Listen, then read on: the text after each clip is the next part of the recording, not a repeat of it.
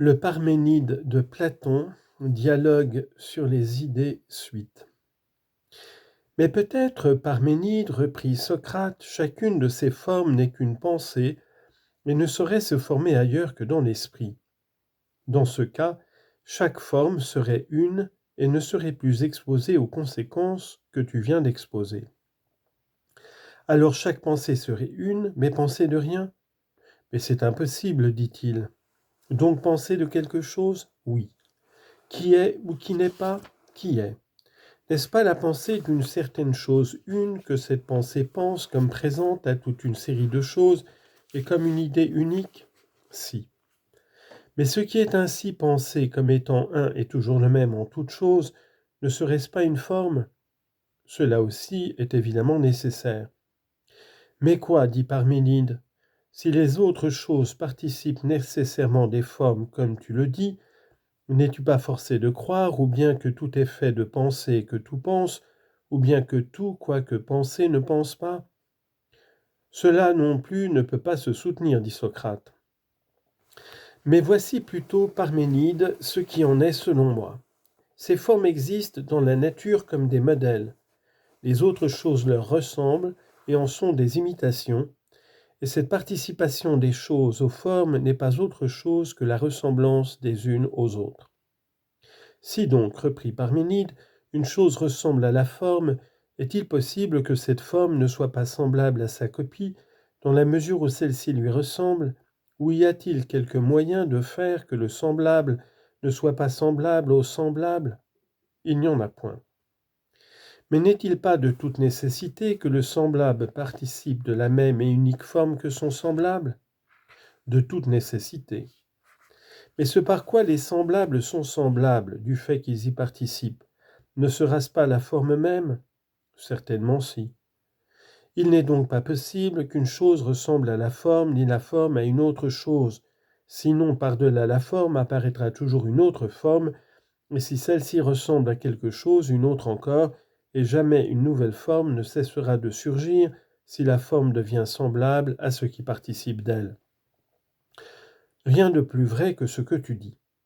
Ce n'est donc point par la ressemblance que les autres choses participent aux formes, et il faut chercher un autre mode de participation. Il semble. Tu vois donc, Socrate, reprit Parménide, dans quelle difficulté on s'engage quand on pose à part sous le nom de forme des réalités qui subsistent en soi. Oui, certainement. Or sache-le bien, continua-t-il, on peut dire que tu ne saisis pas encore les difficultés qui s'élèvent si tu veux établir une forme une et distincte pour toutes les classes d'êtres. Quelles sont-elles donc? Demanda Socrate. Il y en a beaucoup, dit-il, mais la plus grave est celle-ci. On pourrait soutenir que les formes ne se prêtent même pas à être connues si elles sont telles qu'elles doivent être d'après nous, et celui qui le soutiendrait ne pourrait pas être détrompé de son erreur, à moins que ce contradicteur n'eût beaucoup d'expérience et ne fût bien doué par la nature, et qu'il consentît à suivre une démonstration très complexe et tirée de loin. Autrement, on ne pourrait convaincre celui qui nierait que les formes soient connaissables. Pourquoi donc, Parménide? Demanda Socrate. Parce que j'imagine, Socrate, que toi-même et tout autre qui admet pour chaque chose particulière une certaine essence existant en soi, vous avouerez d'abord qu'aucune de ces essences n'existe en nous. En effet, dit Socrate, comment pourrait-elle encore exister en soi? C'est bien dit, reprit Parménide.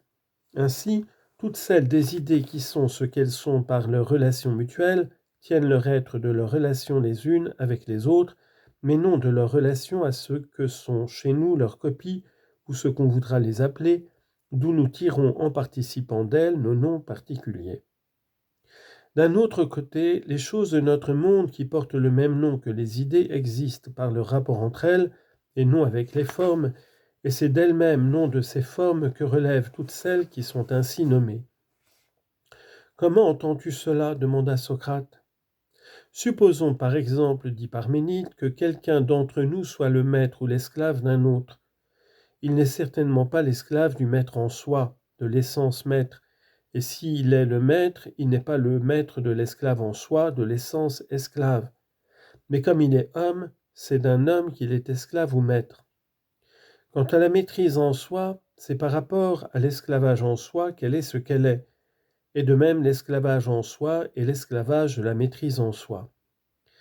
Mais les réalités de notre monde n'ont pas d'action sur celles de là-haut, ni celles-ci sur nous.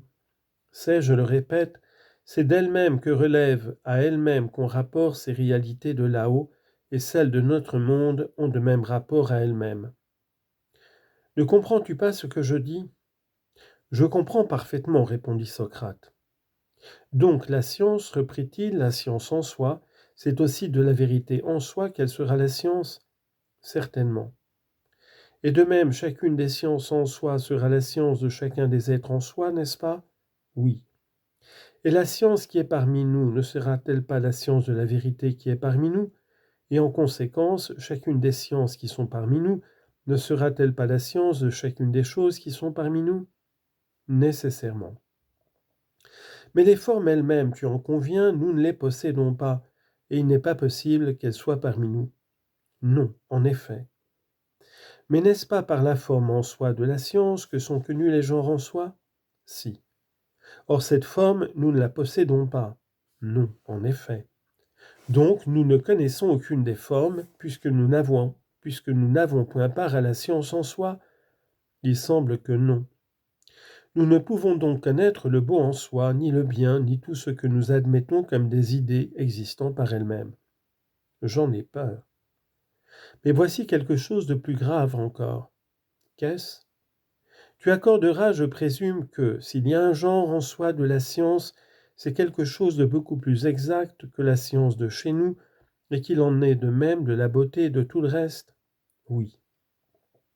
Et si d'autres êtres participent à la science en soi, tu m'accorderas bien que c'est Dieu et nul autre qui possède la science la plus exacte ? Nécessairement.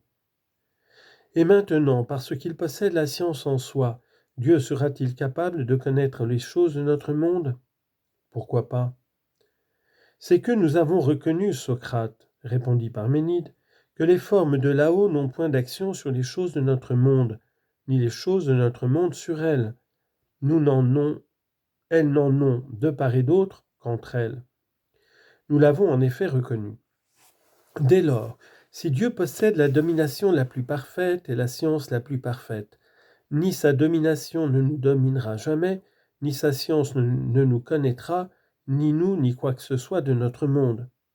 Mais de même que nous ne commandons pas au Dieu en vertu du pouvoir que nous avons, et que nous ne connaissons rien du divin par notre science, de même, et par la même raison, les dieux ne sont pas nos maîtres et ne connaissent pas les affaires humaines, tous dieux qu'ils sont.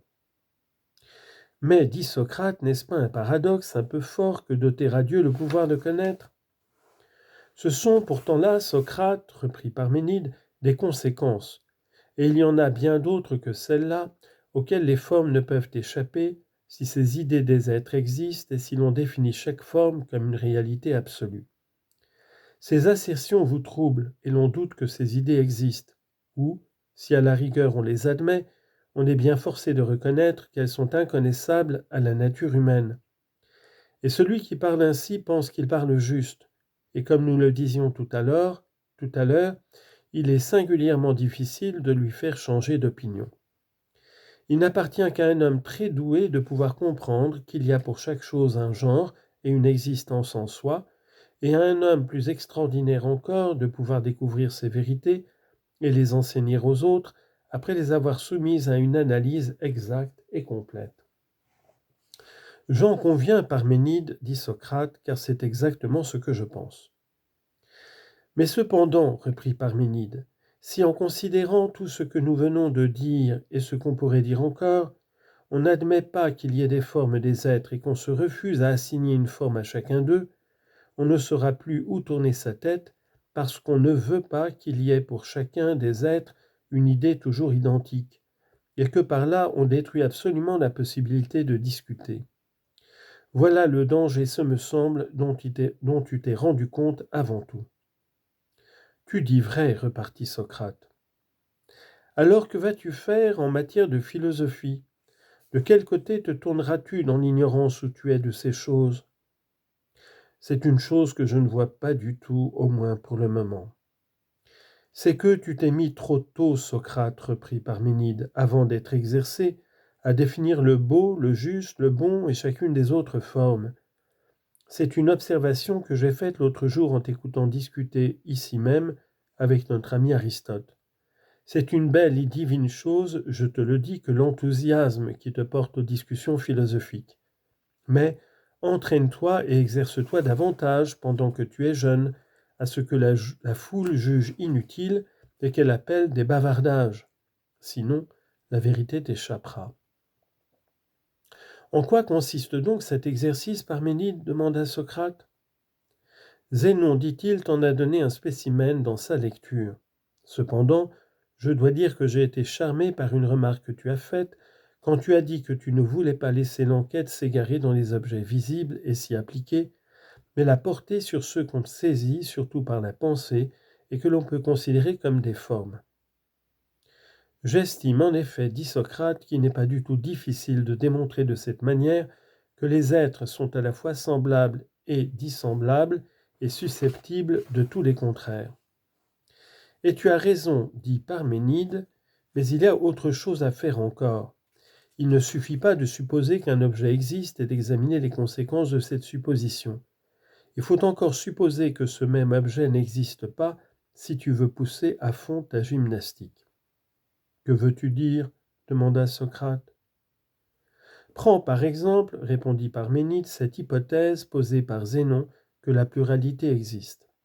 Il faut chercher ce qui doit en résulter, et pour la pluralité elle-même, relativement à elle-même, et relativement à l'un, et à l'un relativement à lui-même et à la pluralité. Si au contraire la pluralité n'existe pas, il faut encore examiner ce qui en résultera, et pour l'un et pour la pluralité relativement à eux-mêmes, et relativement l'un à l'autre. Tu peux supposer encore que la ressemblance existe ou qu'elle n'existe pas. Alors tu devras chercher ce qui arrivera dans l'une et l'autre hypothèse aux objets supposés eux-mêmes et aux autres relativement à eux-mêmes et relativement les uns aux autres. J'en dirai autant du dissemblable, du mouvement et du repos, de la naissance et de la destruction, de l'être lui-même et du non-être.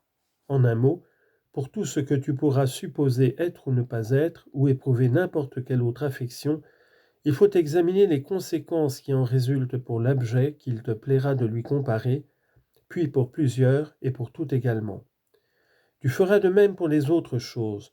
Tu les examineras par rapport à elles-mêmes et par rapport à tout autre objet qu'il te plaira successivement de considérer. Soit que tu supposes que l'objet de ton hypothèse existe, soit que tu supposes qu'il n'existe pas. Voilà ce que tu feras si tu veux parfaire ton entraînement et pouvoir discerner sûrement la vérité.